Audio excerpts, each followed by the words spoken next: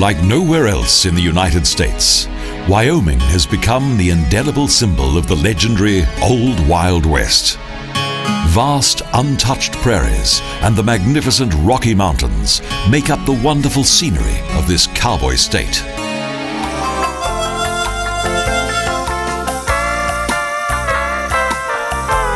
Its nickname of Cowboy State is well justified.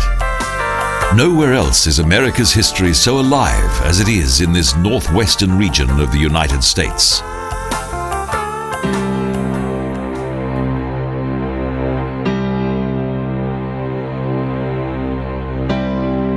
The Great Plains, seemingly endless and deserted stretches of prairie, are a unique natural habitat well suited to the observation of wildlife.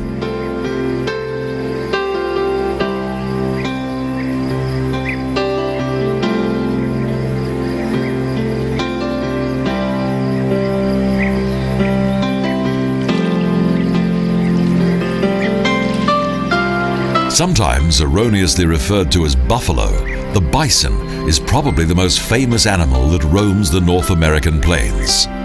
It is known by the Sioux Indians as Tatanka. In addition to prairie land, bison can also be found in forest areas such as the Grand Teton National Park. The foothills and rock formations of the mighty Rocky Mountains are a truly splendid sight.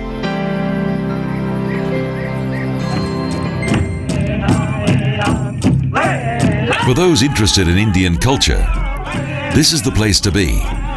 This, the only Indian reservation in Wyoming, is situated close to Lander.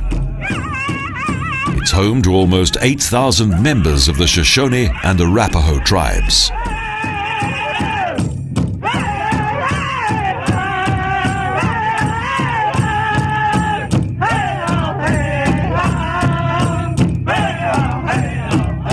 However, although the Stars and Stripes flag has become a common sight in this reservation, it still evokes bitter memories. The eviction and annihilation of many Indian tribes represents one of the darkest chapters in the history of the United States.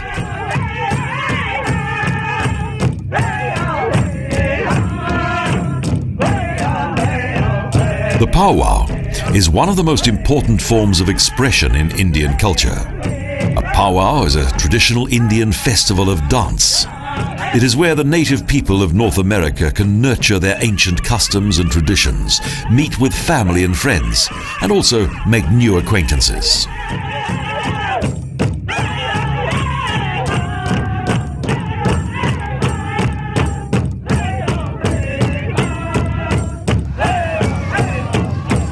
The powwow originated among the prairie Indians, but it's now become popular with each of the tribes of North America and has several variations. But its main goal is to keep alive the Indian traditions and cultures that were once almost completely lost.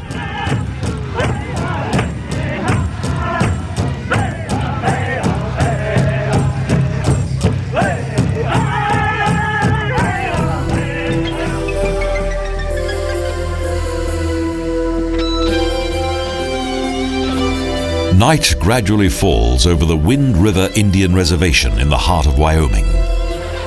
Here, the setting sun often creates a spectacular fire-red sky that has to be seen to be believed.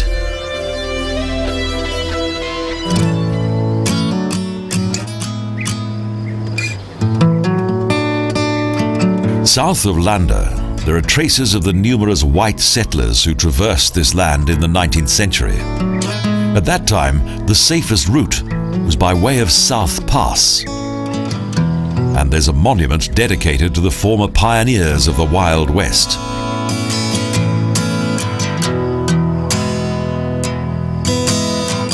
The arrival of the first large numbers of settlers began in Missouri in the 1840s, as they traveled west hoping to start a new and prosperous life.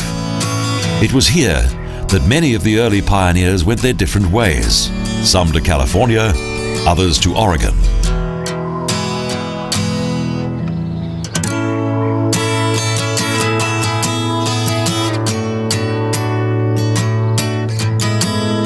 Subsequent years saw a huge influx of settlers. By 1843, 900 had journeyed here, but 2 years later, this number had increased to around 3,000.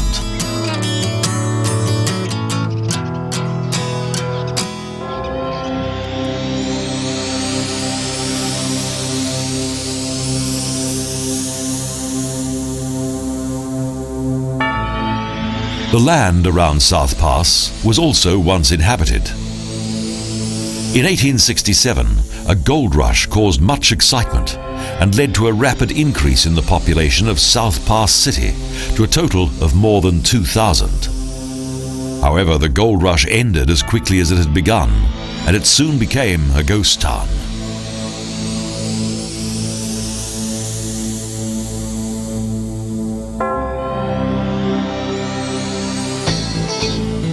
With a population density of only 2 people per square kilometer, Wyoming is one of the least populated regions in the United States. The breeding of various animals is still important to the economy of this federal state.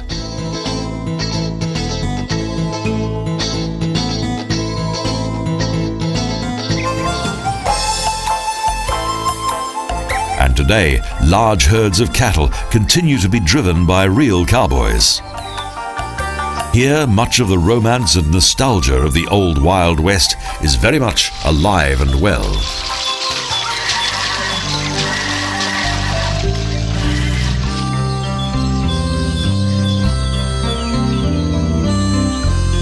The cowboys of the Old West worked long and hard. Their food was prepared by a cook in a mobile kitchen, the chuck wagon.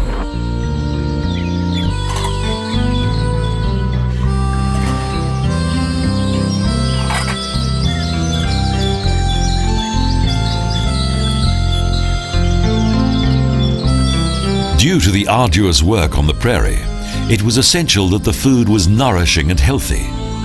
And as today, coffee was part of the staple diet of these rugged characters that have been glorified in a rich array of popular American westerns.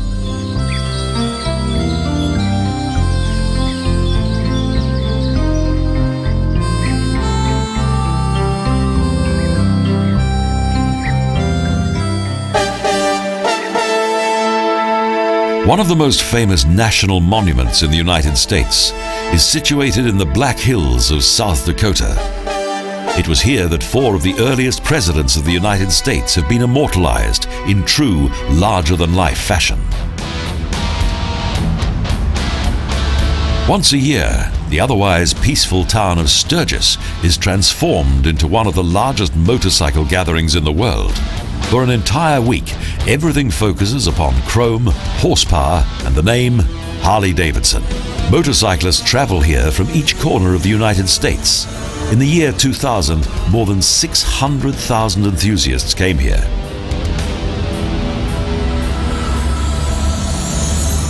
Hotels and campsites are booked years in advance.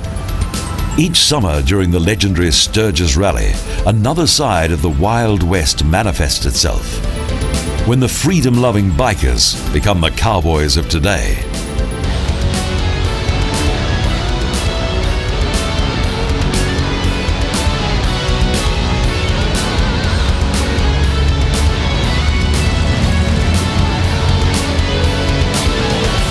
For those who don't wish to venture into the surrounding wilderness by foot, the quad bike is an exhilarating alternative.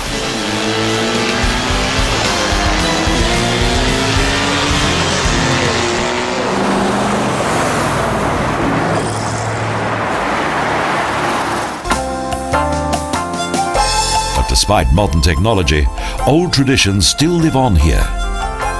There are still many people in this region who are engaged in the manufacture of traditional cowboy equipment.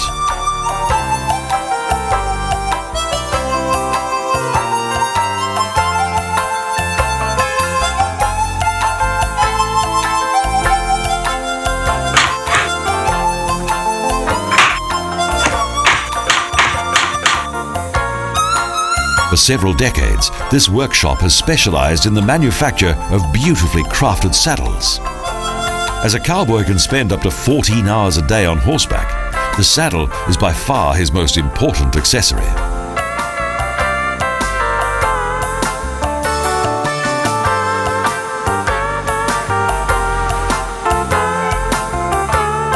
An impressive variety of tools is required for the creation of such tailor-made saddles. Naturally, each one comes with a price tag, and an average price of around $1,500.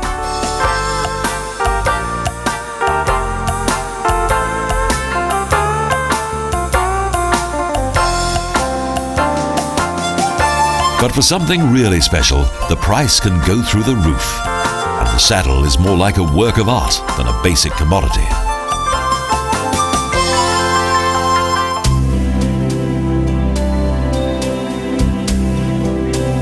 The mountains of the Grand Teton National Park are among the most beautiful in the American West. This region is a veritable paradise for the horse.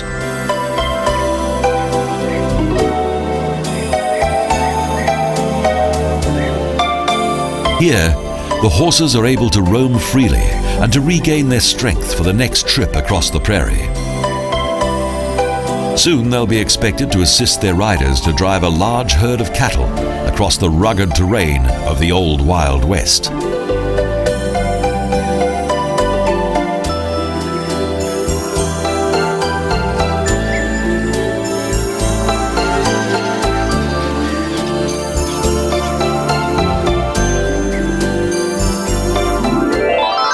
Buck and Mike Johnson own 30 horses and 350 cattle. Little of their daily routine has changed for generations. As with their forefathers, work begins in the early morning when they gather in the horses from the pasture.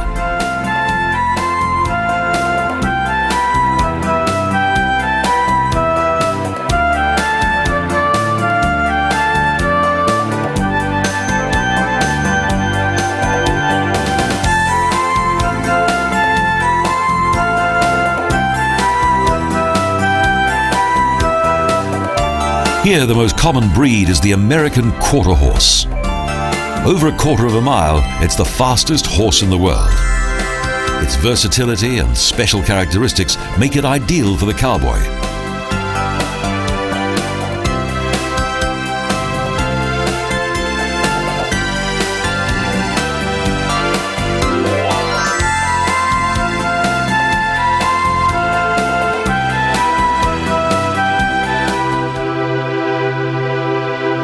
But a number of smaller horses also deserve more than a mention.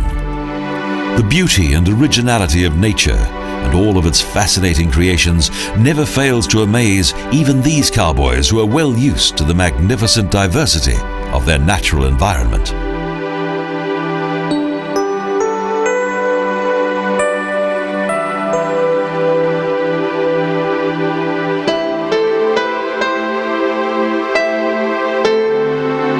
The horse was introduced to the North American continent by the Spanish conquistadors.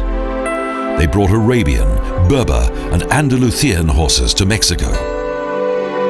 With the first major influx of settlers, Irish ponies and English thoroughbreds were also introduced to North America.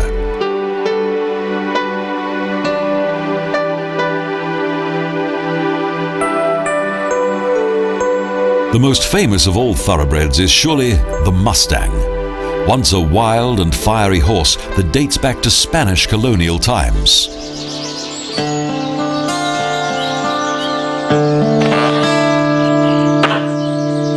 For the cattleman, a horse is only as good as its health, so much attention is paid to its hoofs. The calm words of the rider prove to be effective, and over the course of time a special bond has developed between both man and horse.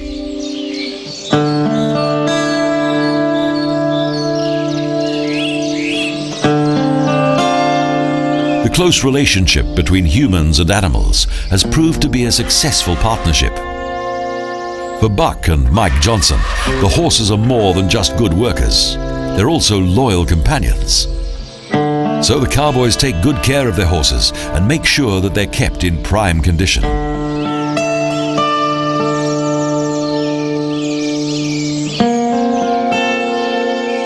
A cowboy's most important priority is to attend to the well-being of both horses and cattle, and to ensure that any possible problems are solved well before they occur.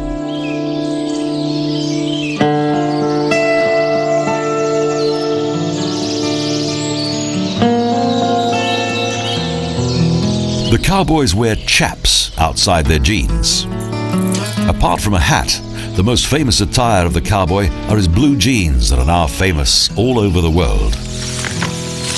Before the journey across the prairie begins, the horses are treated to a little tender, loving care.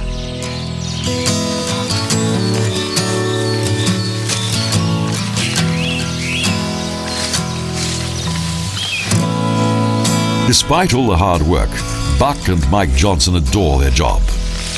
For them, there couldn't be a better occupation in the world than being surrounded by nature and riding on horseback. Cowboy life is in their blood.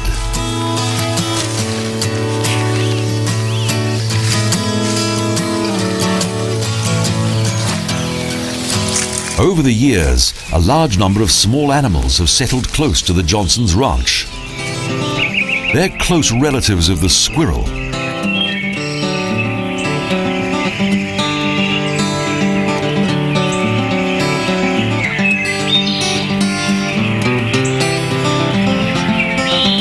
The ancestors of today's ground squirrel or chipmunk were extremely hardy, and recent research has shown that they survived the last ice age on the North American continent without having to migrate south. Here, they're well and truly at home.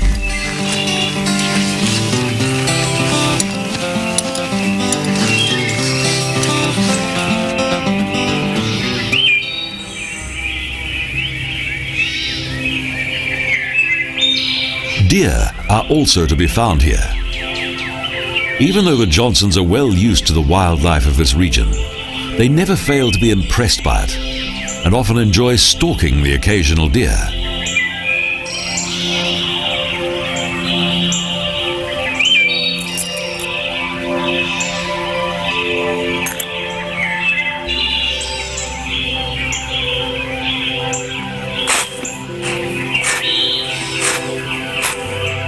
It can be a rewarding experience. This was once the domain of the North American Indian.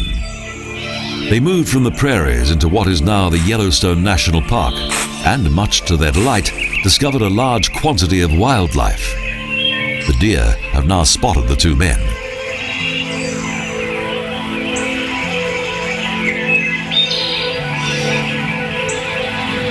However, they've nothing to fear.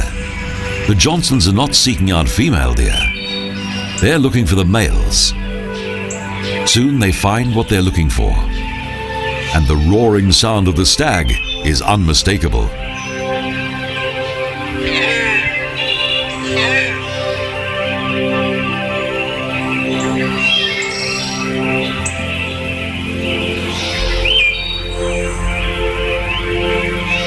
Oblivious to our presence, the animals are grazing in a forest clearing. The majority of North American stags are far larger than their European counterparts.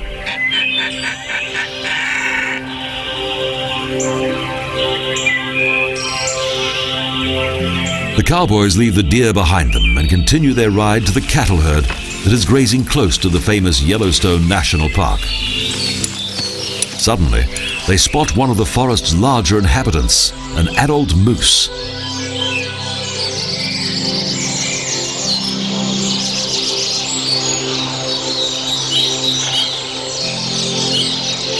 With a maximum shoulder height of up to 2.3 meters and weighing around 800 kilograms, the moose is the largest member of the deer family.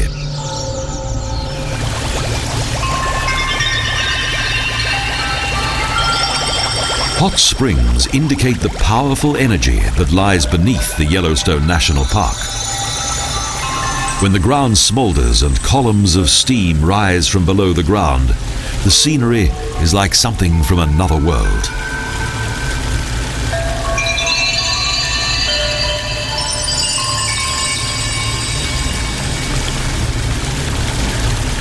The park is located above a 3,000 square kilometer volcanic formation, the Yellowstone Caldera. a gigantic and still active chamber of magma.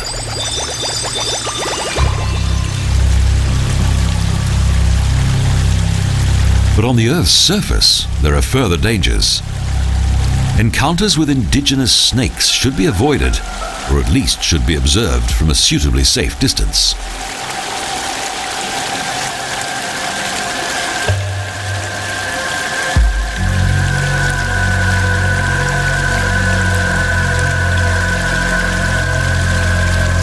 The first white man to set foot in the Yellowstone area was trapper John Coulter in the year 1807. Today, this national park is one of the last refuges for the mighty bison, or Tatanka as the Indians refer to it.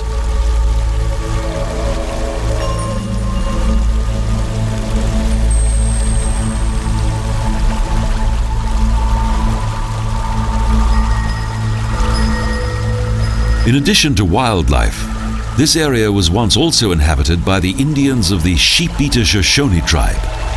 Archaeological finds show that despite volcanic activity, man lived in this remote region of North America around 12,000 years ago.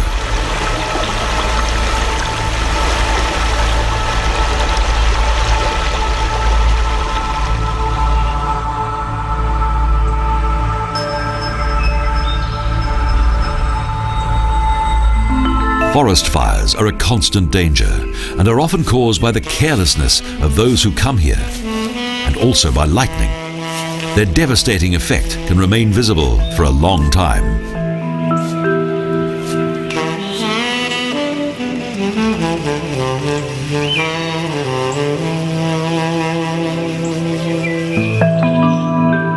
This once lifeless and charred scenery has since recovered and is thus inhabited by various strange creatures. Both plants and animals have returned and transformed the scenery back to its original state.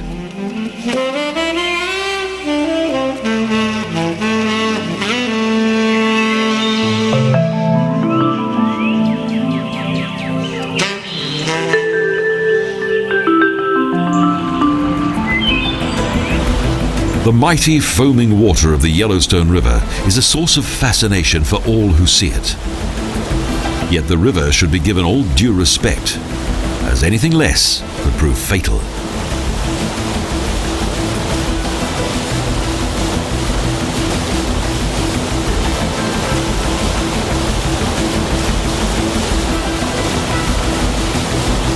The most spectacular section of the river is located in the Grand Canyon of the Yellowstone National Park. The canyon's most prominent landmarks are the 33 and 94 meter high upper and lower falls.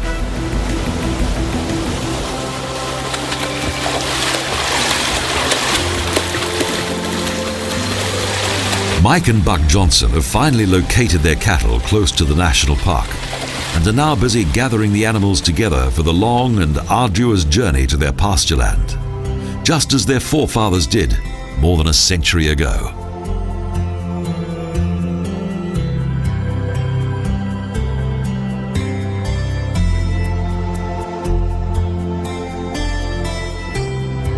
The legendary history of American livestock farming did not originate in Wyoming, but in the South, in Texas. In 1865, after its failed Civil War, the state of Texas was almost bankrupt.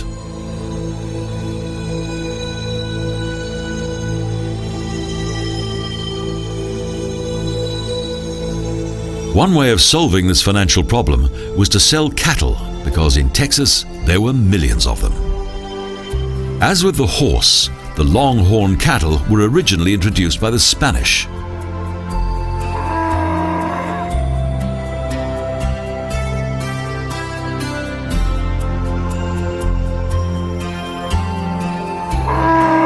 Mike and Buck Johnson's herd doesn't appear to be in a great hurry. To drive the animals hard could lead to mass panic when the cattle could scatter and be extremely difficult to round up.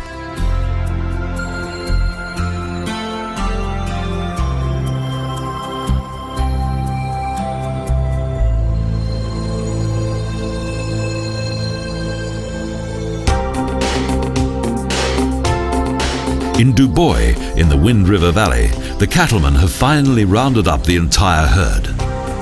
On the other side of the valley, in Jackson Hole, the legendary Western atmosphere is still very much alive.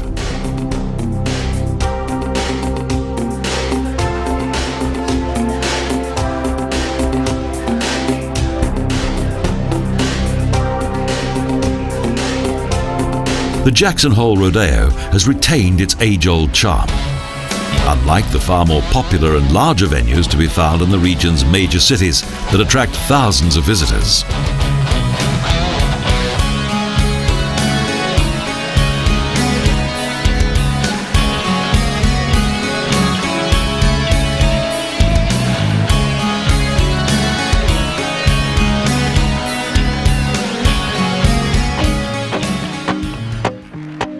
Some minutes prior to the beginning of the competition, some of the participants take time out to practice lasso throwing techniques or roping. New blood is also represented in Jackson Hole with their own competition.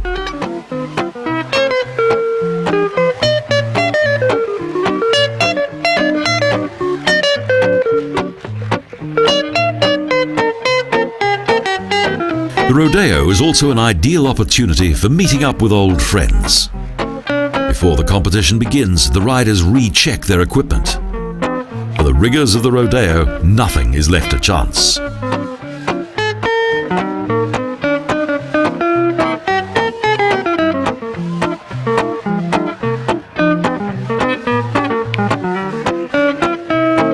Much preparation takes place prior to the commencement of the event. It all follows a strict protocol. The Stars and Stripes flag is also on show.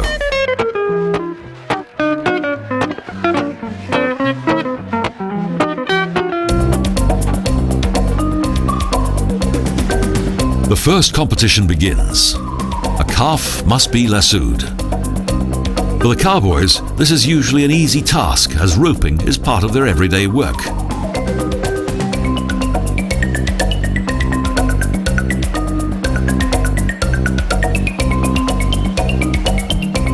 Slickness and agility are important for the next event, barrel racing. 3 tons must be maneuvered at breakneck speed. A female rider excites the crowd. In recent years, women also have been competing here.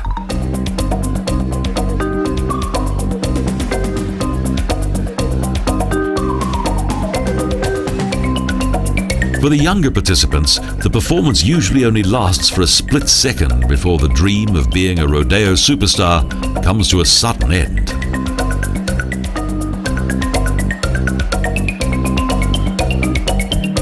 One of the most spectacular rodeo disciplines is bronco riding. The frantic struggle on the back of a wild and bucking bronco is an impressive sight.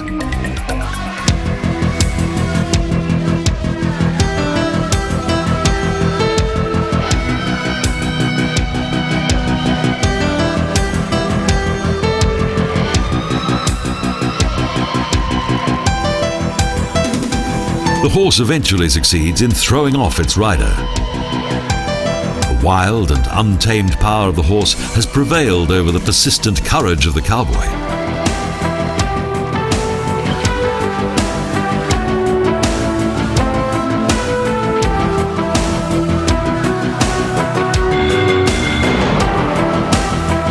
The next contestant is less fortunate and is ejected into the dust after only a couple of seconds. Then the gate, known as the chute, opens once again.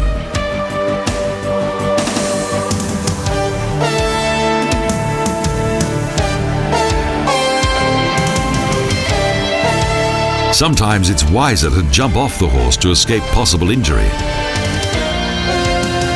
Even after its rider has removed himself, this bronco continues to buck while performing some quite spectacular jumps.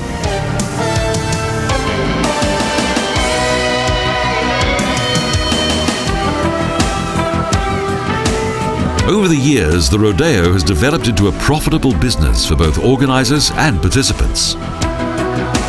The prize money has gradually increased to the extent that the best riders can earn as much as $150,000 a year.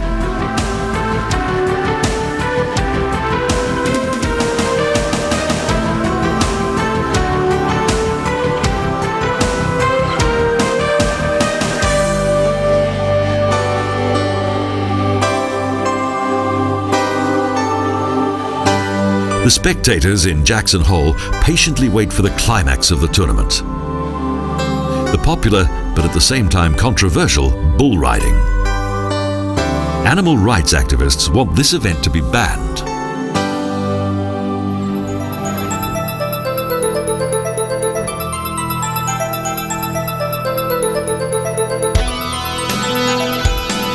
However, despite their objections, this rodeo event is the most popular of all. It's the ultimate discipline. To further intimidate them, the bulls are given an electric shock.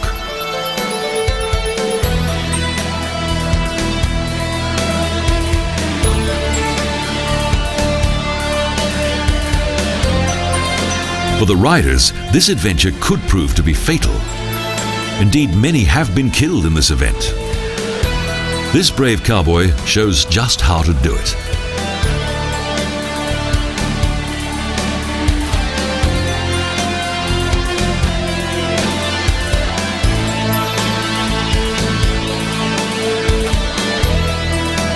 The next participant is not so lucky.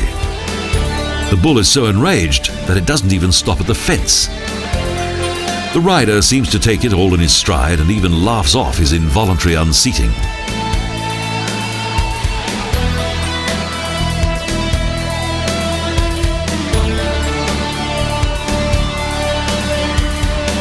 Finally, someone manages to get caught up in a fence. When such dramas as this happen, the clowns are brought in. This can often prove to be a lifesaver.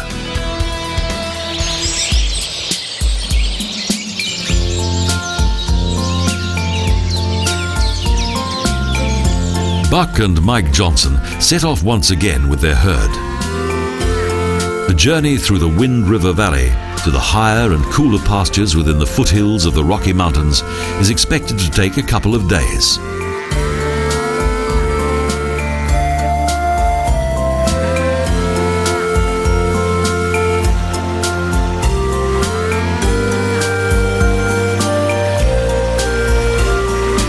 North American livestock farming first owed its success to the fact that following the Civil War, the population of the cities in the north were in dangerously short supply of food, so cattle from Texas were brought here to save the day.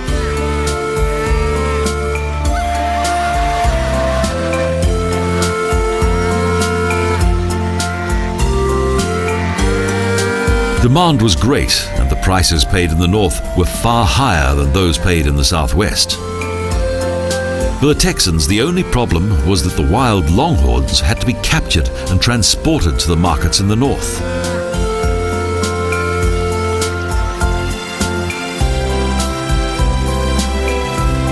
Charlie Goodnight and Oliver Loving were the first cowboys to succeed in this bold venture. Together with 18 helpers, they drove a total of 2,000 cattle from Texas to the mining areas of Colorado.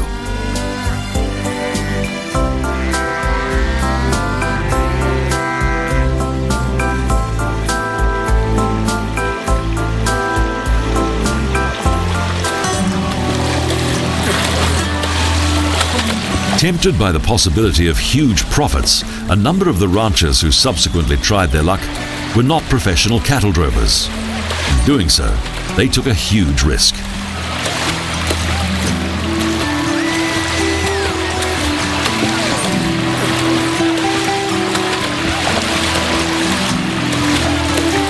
Many not only lost their belongings, but also their lives. Bandits and Indians also added to their ill luck. But those who eventually succeeded made a fortune.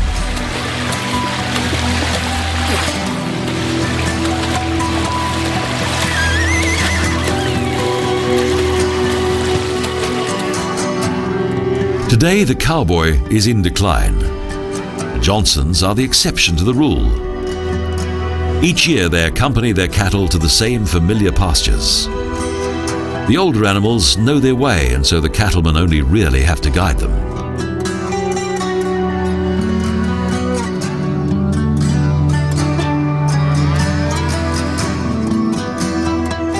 Thus, they can pay more attention to the calves and ensure that the inexperienced younger animals don't lose contact with the herd.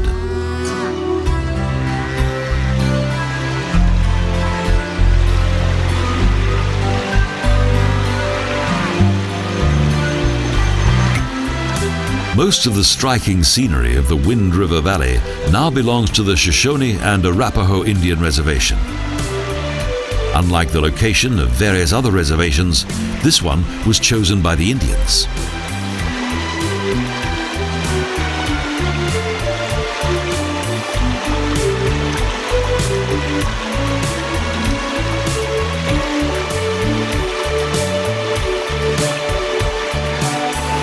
Organized cattle drives began in 1871 when Joseph McCoy built a train station in Abilene in Kansas for the transportation of cattle. Reliable and professional manpower was now important to drive the animals.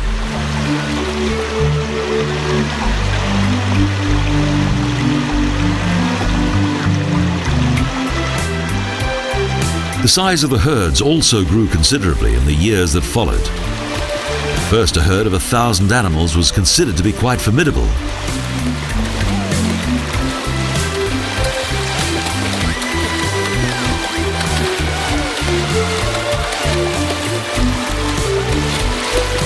However, following the extension of the railway network and the increasing demand for meat, the average size of the herds grew to around 3,000.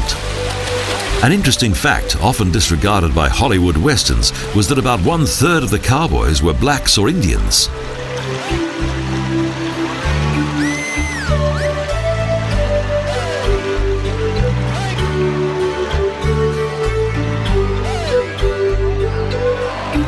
The herd belonging to Buck and Mike Johnson has covered the most strenuous leg of the journey, and now they suddenly come across the freshly made tracks of a legendary creature of the old Wild West.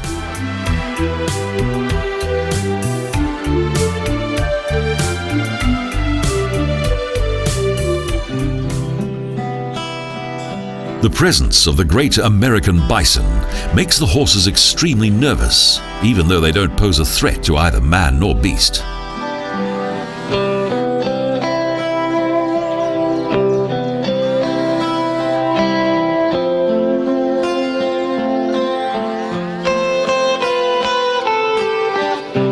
Despite this, bison were once almost completely eradicated by white settlers. Traveling on the backs of the bison, small birds are much appreciated guests as they feed on various unpleasant parasites.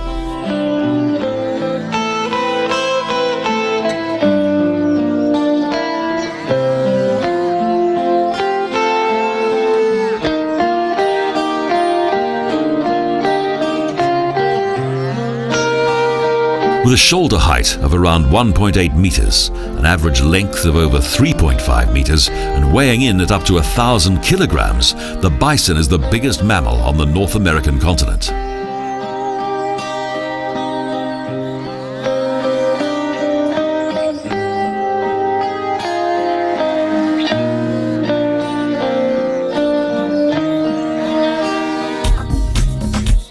During the breeding period in the summer months, the bison bulls attack each other fiercely.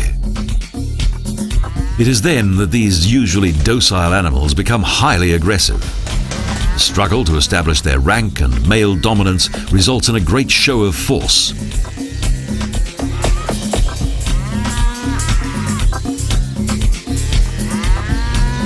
The fights are particularly impressive.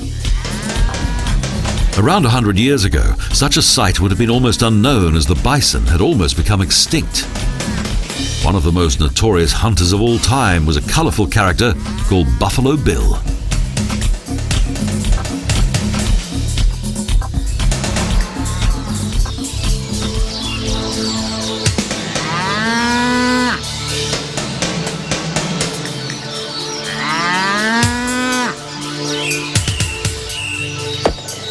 William Frederick Cody was given his nickname in 1868 when he supplied the workers of the Kansas Pacific Railway with bison that he had hunted down and killed. Some years later, he founded a Wild West show that toured throughout Europe.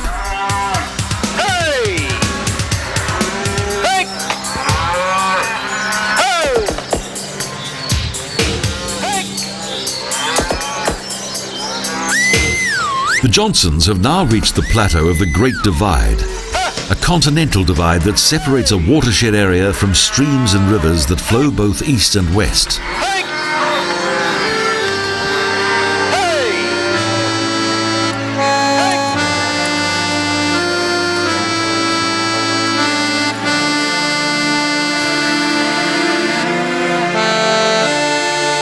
3,000 meters above sea level, and the air is cooler and the grass far more nutritious than in the lower prairies.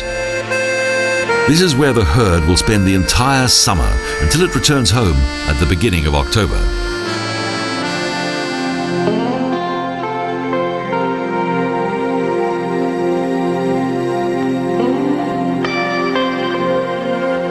Each year in Pinedale, that is situated alongside the Green River, the spirit of the Wild West is revived once more.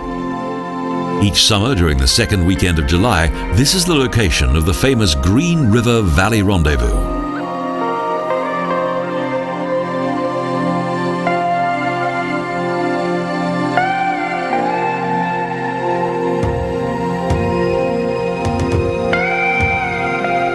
In the first half of the 19th century, the rendezvous was the most important event in the lives of the trappers, who normally lived hundreds of kilometers from each other.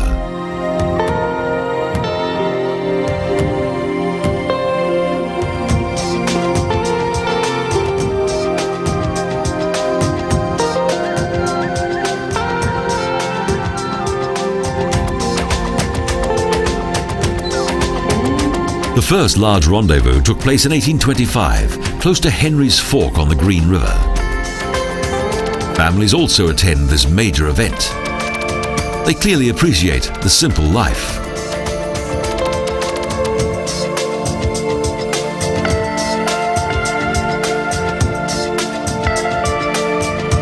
In those bygone days, the revolver played a much greater role than it does today. Back then, the rendezvous was a wild affair. The combination of weapons and alcohol often led to bloody incidents. These often led to serious injury and even death.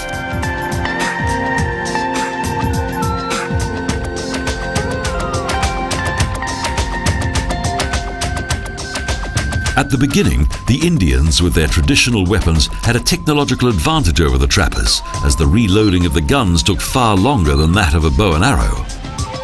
Obsidian arrowheads and ropes are still used at the rendezvous.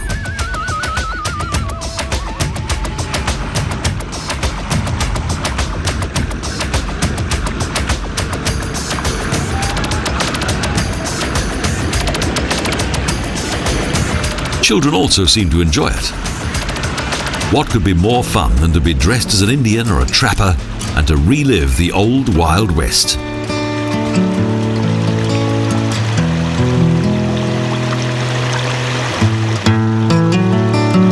A soup containing vegetables, beef and sourdough dumplings, cooked according to a traditional recipe, is the filling basis for one of the rendezvous's most popular events. The shooting contest is extremely popular.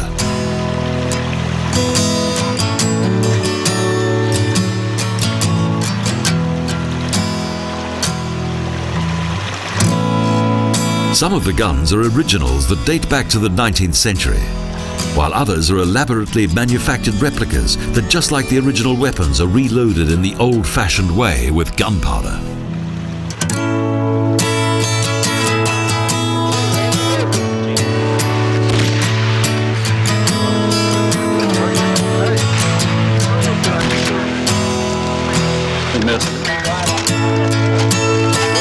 Here, target practice was once a regular occurrence.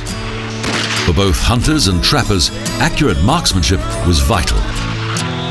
Naturally, the trappers did not use antique firearms, and today they're being fired for demonstration purposes only.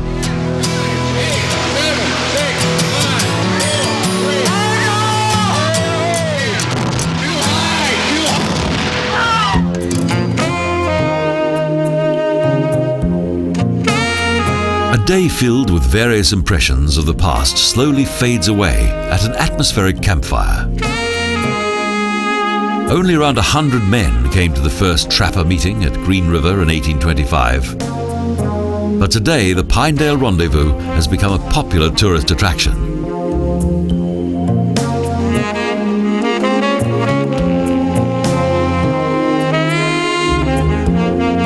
Men sit around a fire and sing old folk songs that tell of loneliness and the hard life of the Rocky Mountain trappers. Singing has always been a feature of these gatherings, but alcohol once flowed here like a river.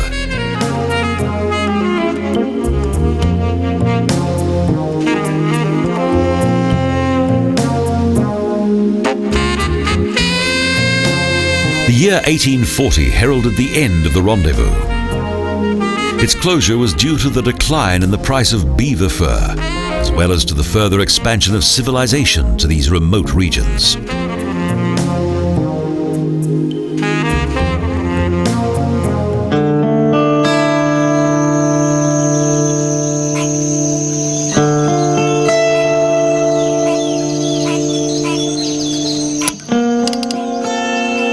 As always, the following morning begins with a well-known ritual of the Wild West. A colt is loaded, merely a precaution.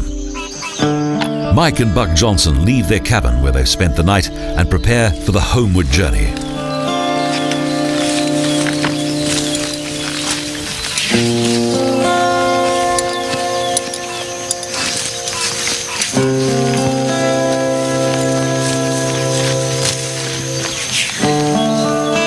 The end of the original cattle drives began to set in at the end of the 19th century. New laws prohibited the further introduction of Texan cattle because it was feared that so-called Texas fever would spread far and wide. Thus, the cattle drives became less important.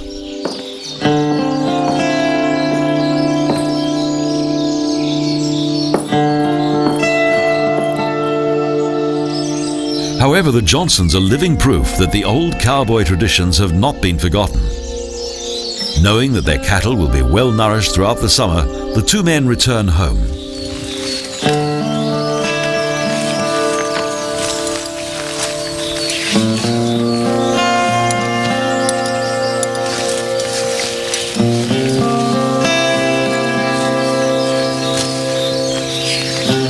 After completing their work and free from their 350 cattle, they can now enjoy the splendor of Wyoming's forests.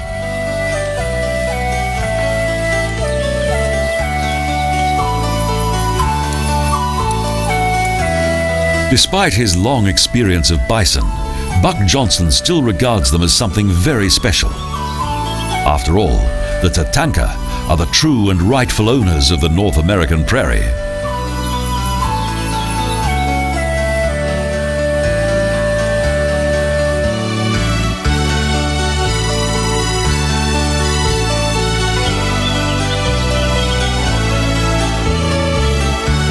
These impressive animals once roamed America's western prairies. However, in the 19th century, white settlers attempted to eradicate the bison by way of mass slaughter.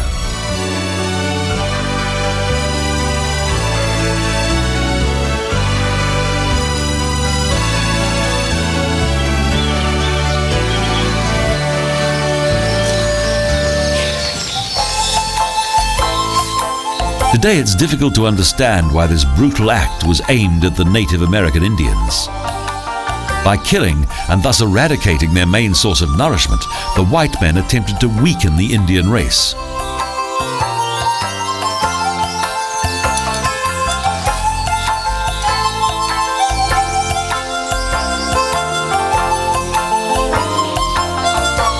Over the centuries, the hunting of bison proves difficult for the Indians. They were armed with only bows and arrows, so the huge animals were difficult to kill.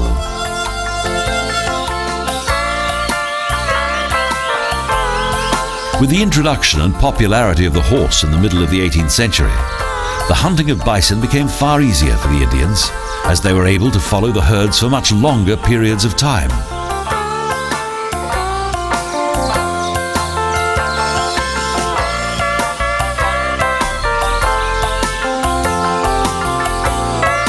With the mass slaughter of the bison, the white men did indeed succeed in breaking down the resistance of the Indians. The once mighty herds of buffalo recovered very slowly from the mindless slaughter of the 19th century.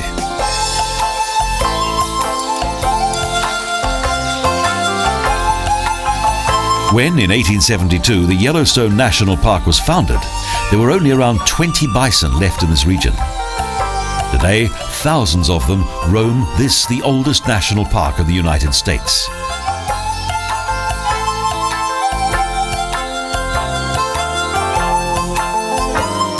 The bison has been saved from extinction. There are still some parts of this magnificent region in Northwest America that remain totally unspoiled.